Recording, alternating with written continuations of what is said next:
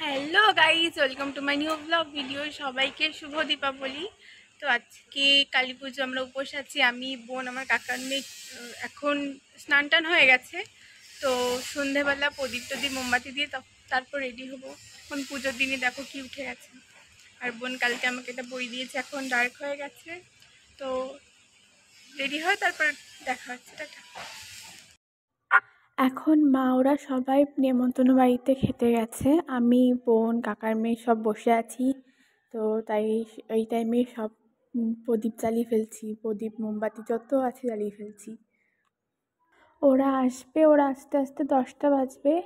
পুজো বলেছে 10টার পরে শুরু হবে, কিন্তু আমার তো মনে হয় না 10টার পরে শুরু হবে, শুরু হতে হতে 12টা বেজে যাবে।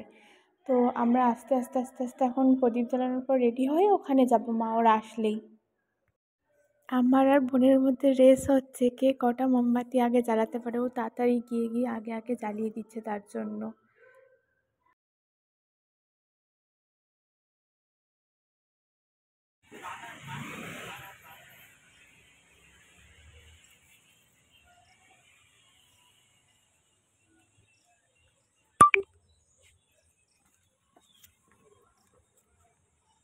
এখন 11:30 বাজে, আমরা মণ্ডপে চলে এসেছি। এখনও ঠাকুরের সব তৈরি হয়ে গেছে, ঠাকুরমশাই এখনও আসেনি।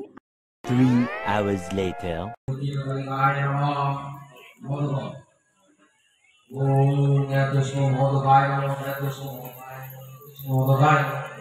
অঞ্জলি হয়ে গেছে, এখন যজ্ঞ হবে।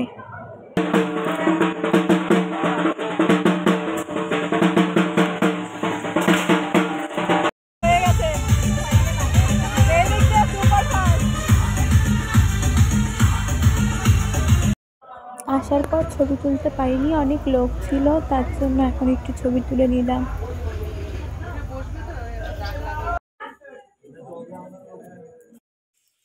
বাড়িতে চলে এসেছি, এখন মুখ টুক ধুয়ে ফ্রেশ হয়ে ঘুমোবো। টাটা, দেখা হচ্ছে নেক্সট ভিডিওতে।